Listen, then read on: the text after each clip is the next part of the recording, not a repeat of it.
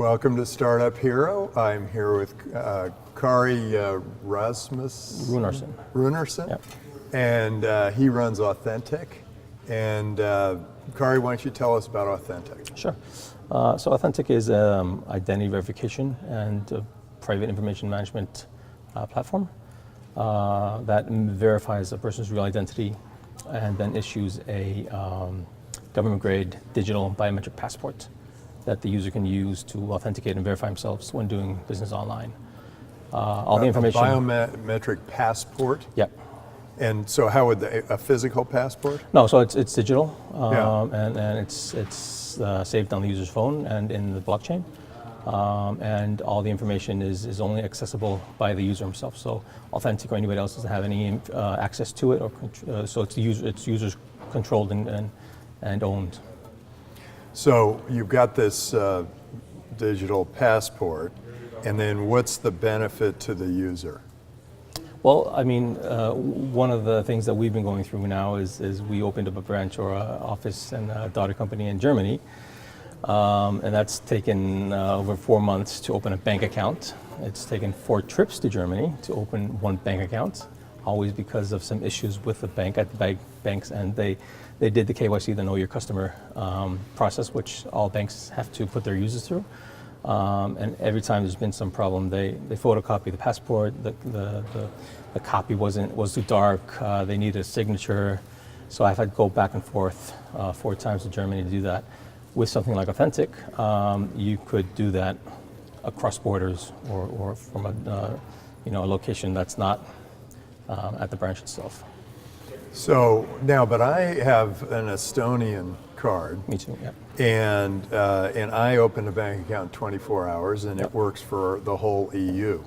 So why wouldn't people just do that? Become Estonian virtual residents? I think a lot more people should do that. And basically, it's not too dissimilar from the Estonian EID. I'm from Iceland originally, and so I have an Icelandic EID, and most of the Nordic countries have EIDs.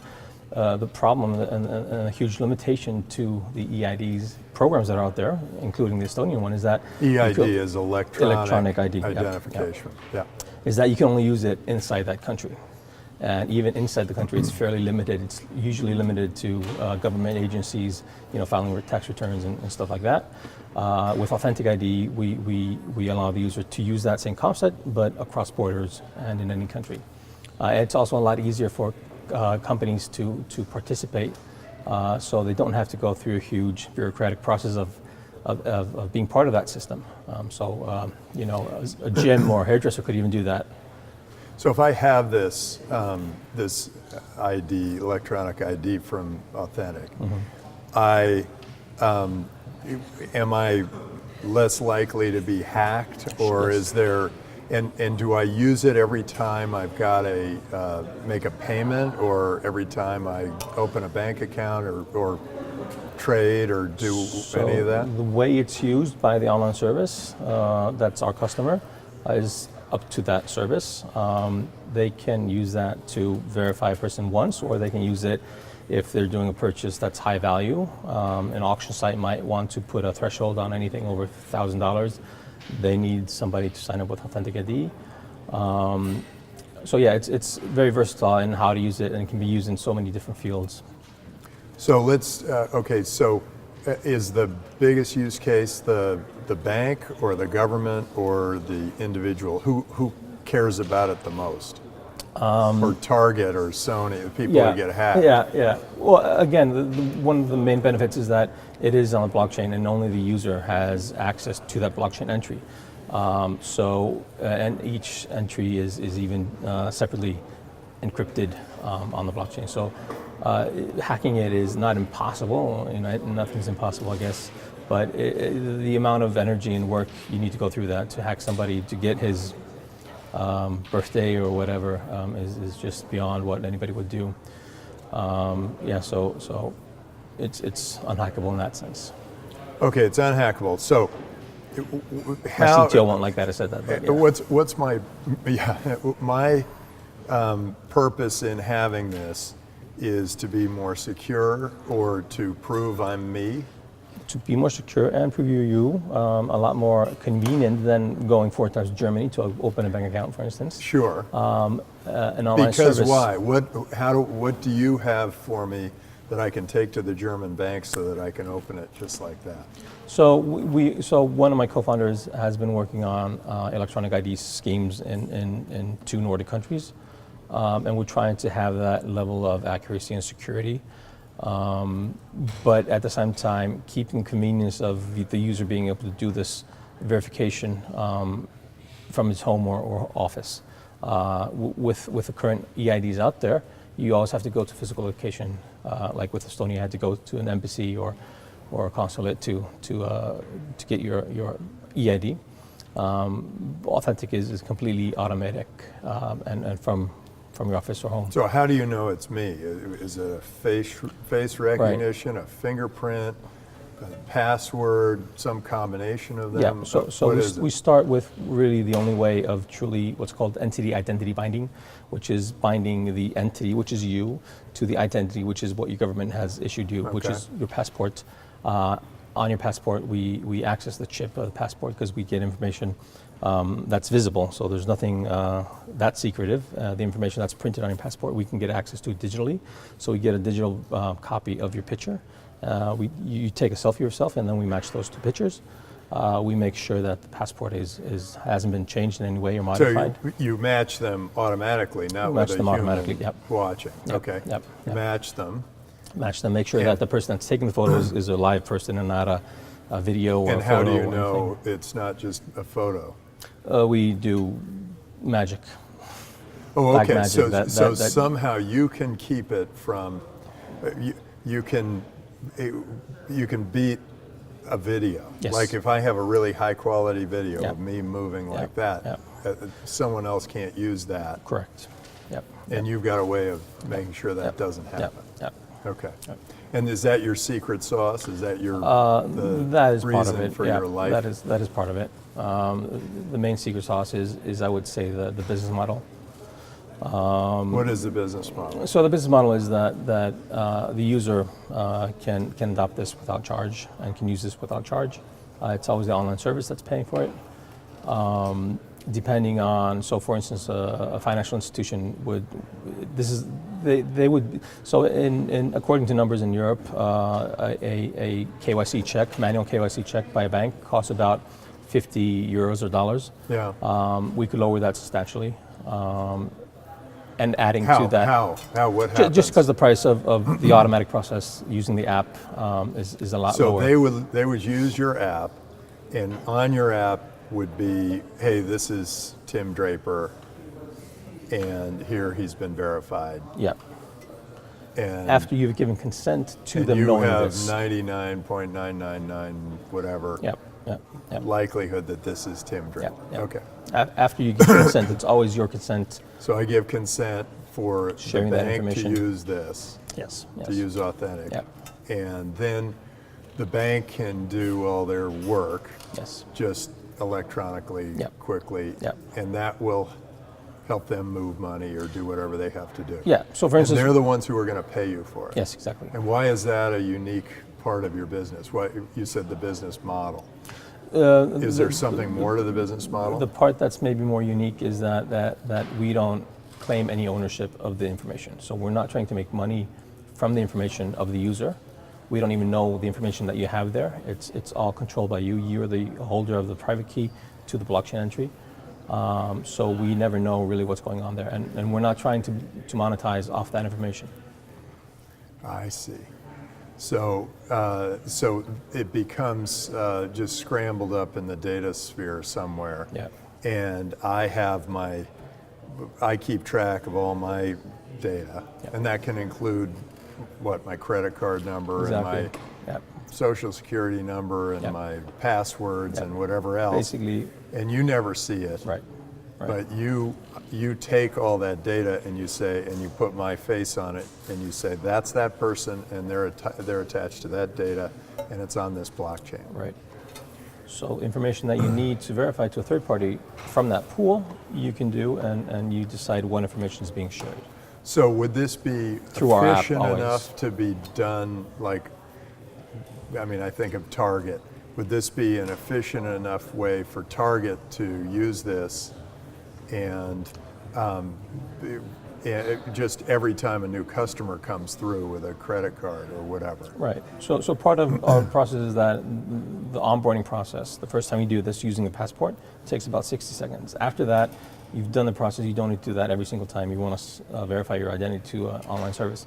So after that, it takes about 2 seconds. So we lowered the threshold of connecting your ID or verifying your ID to multiple sites down to 1 or 2 seconds.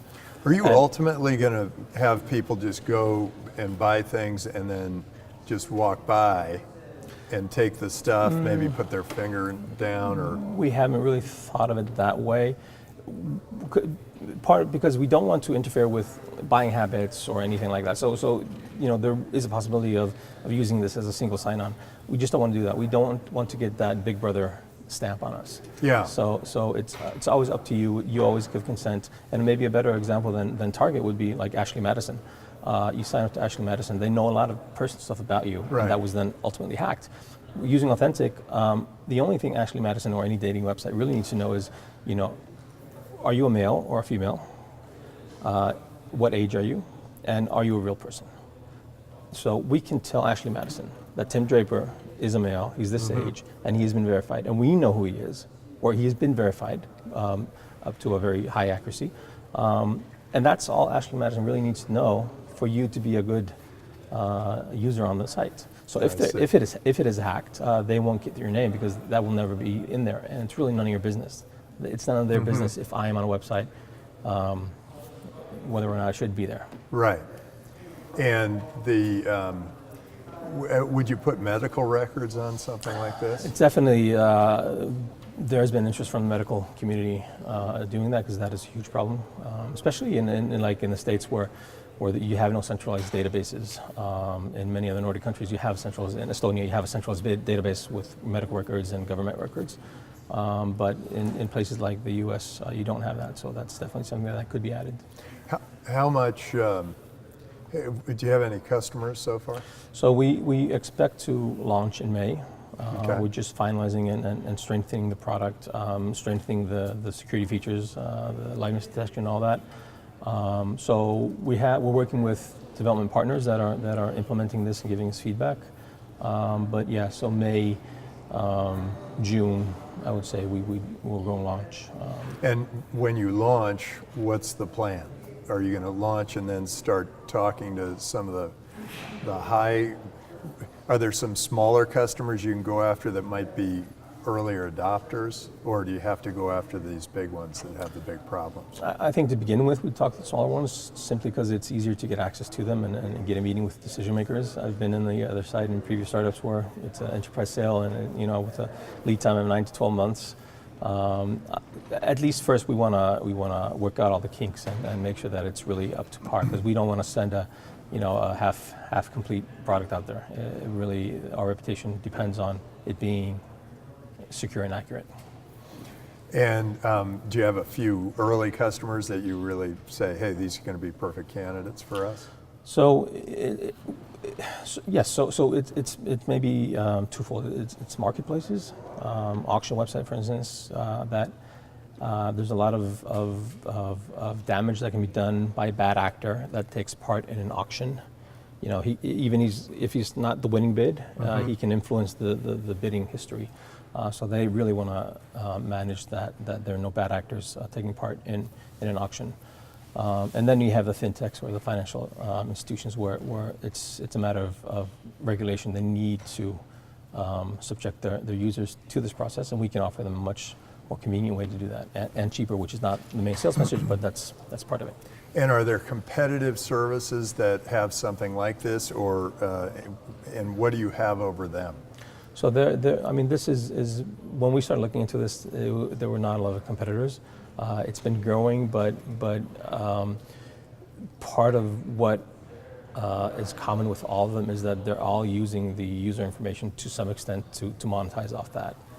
And we really decided that is the one thing that we feel the users are concerned about when we talk to users.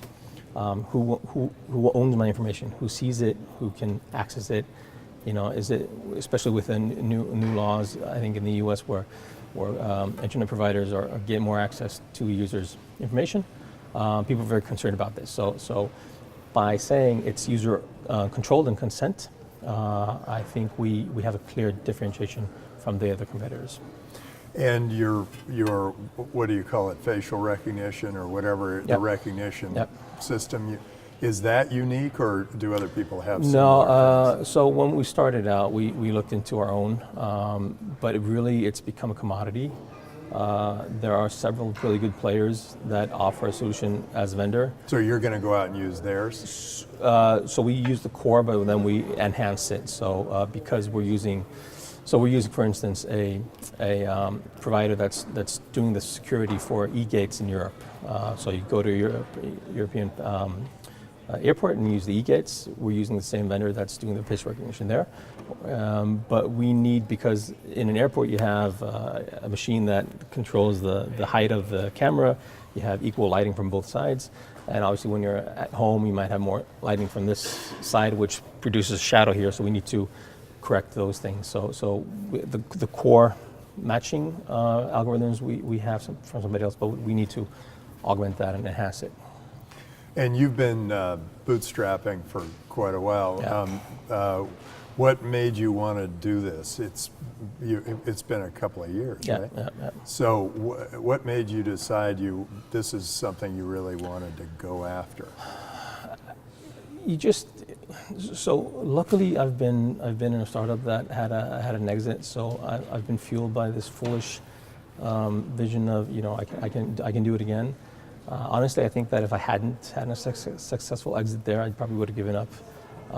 But I know that if you're in this startup environment, you need to be, you need to realize that it is a roller coaster, that you will have a lot of downsides, that you will have a lot of hard times when you can't pay yourself and stuff like that. And because I was just more realistic about this journey, I think that's what's kept me going. And the feedback, I mean, we've gotten a lot of good feedback. I mean, we met at a pitching event where he came in second place, and by the way, why second? You were in the jury, but so yeah, just the feedback and realizing that the market is huge, the need is really big out there, and we see this growing to be really the core of your identity online. So anything that's identifiable and verifiable can be added to that. And then you can use that not only for online sites, you can also use it, checking into your flight. You have the digital certificate on your phone, you can use that anywhere. Checking into a hotel, all these places, you can eliminate a lot of lines, for instance, queues at different places. Boarding a 350-person airplane takes 30, 40 minutes. I mean, if you use a solution like ours, which is still in a prototype or idea stage, I guess, you could potentially get that done a lot quicker. So could this replace the TSA? Maybe the security not. People at the airport? No, but I think we could definitely cut down the checks and the lines. I mean, coming to the States last weekend, I spent 2.5 hours in the immigration line. Yeah. I was thinking, like, this use is not necessary. something, right. This is not necessary. And then you've got, you're based in Europe. What do you feel like you are going to just start in that market, or are you going to come to the U.S. right away, or what? Is this going to be a global business, or? Yeah, I mean, it's definitely going to be a global business. The good thing about starting in Europe is that most Europeans have a passport, and that is our main means of identification. We can use driver's licenses, for instance, and ID cards, but we're starting out with the passport, and it's just a lot more common for Europeans to have passports than Americans. So you're going to replace the passport? Oh, we use that to do the verification. And will they use this instead of a physical passport in the future? In the future, I mean, but not right away. No, so I mean, you're calling it a passport, but it's a bank ID. Or an ID it's a digital ID. Says I am. Yeah. We call it passport because it allows you to pass through certain things where they're looking for people to match their thing. Well, that's great. Any things you've run across that you were frustrated by, or are there any issues that you've come into as you've built this business? What's happened? It's been quite a ride. I mean, we've done the pivot that I guess you need to go through. It started out as and it's actually kind of funny because it started out as a very simple app. So it started out as a mobile app that took pictures that you could verify. So we're taking collectively over 1 billion pictures a day. And I thought it was strange that once a photo used to be evidence in court. Right. Nowadays, you can take a photo on your phone, you can use Photoshop and change it, and you wouldn't even see the difference. And I just thought it was strange that we can't trust this piece of evidence that was, thought to be beyond all doubt 20 years ago. So we started out making a simple app that just took a picture and it was encrypted. The app talked to the hardware and was encrypted and time-stamped and hashed and everything. So you could just, this is what happened. This is actually what happened. And it just evolved from there. So it's become a lot bigger and just the legal environment that we are in now, because just like the KYC regulation is different between each country in Europe. It's similar, but it's always a little bit different. So yeah, it's just the complexity has grown a lot, which I really didn't envision when I started this. Now, do you think that you're going to have to pivot again? No. So that the business, 15 years from now is going to look different or better? Or? I'm really content. Up until about 9 months ago, I always felt there was something missing. There was something that needed to be, not everything was falling in place, but I'm really happy with our vision, our solution stack and everything. So I don't know. The only thing I see changing is that there's no reason why Authenteq couldn't become the go-to ID when you're communicating or transacting online. And it will be as easy as just 2-second verification, and you verify to an additional online service that you are who you say you are. So it could be as easy as hairdresser taking up because people are booking time slots and they're not coming. If your identity is verified and you know that it's connected to your real identity, you're more accountable for your actions online than if you can do it just behind some email that nobody knows where it leads to. And just so I get it straight, when I verify, do I put a camera in front of my face? Yeah. So the process is you download the app, you take a selfie, you scan the passport or the driver's license, and then the magic goes on behind the scenes. Oh, okay. And well, that's when you start. Yes. But then when I'm verifying, Right. like for the So florist or the hairdresser, right. Then it's a matter then of. it's just I take my camera and put it up in front of me. So the way to do it is that there's a QR code or a code that's displayed on the website. On my profile page, I take a picture. The QR code talks to the certificate on the phone, blah blah blah, and So it's verifies not yourself like verifying the look. That's only one time. Okay. That's only the initial verification. Okay. How we can use that as a backup. So if there is something fishy going on and there are some flags, and we don't think that it is Tim Draper that's using the phone, that might be a backup method, like a 2-step authentication thing. So yeah. So the authentication is no different from a lot of the not the core programs. process. You just type in a 6-digit number or something, and it goes. Or you. Sorry. How do I get the